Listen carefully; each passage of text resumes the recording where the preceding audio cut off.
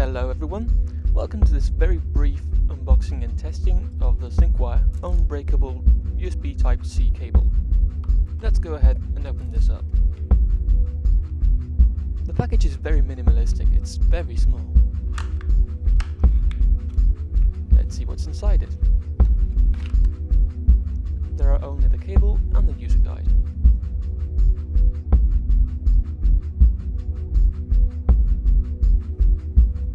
Let's open up the user guide. There's nothing really interesting in here.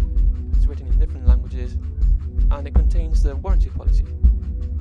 Now the warranty policy for Synkwire products is usually pretty good. I've had a few cables break in the past and they were promptly replaced.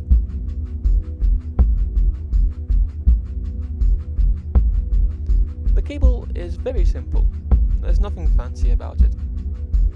It's soft to the touch and it does feel sturdy. And here's a close-up of the back of the box. Now, to try the cable, let's plug it in.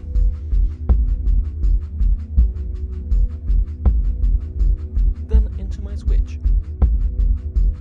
As you can see, it connects perfectly. The only two USB Type-C devices I have are the switch and its Pro controller. So let's try it on the controller as well.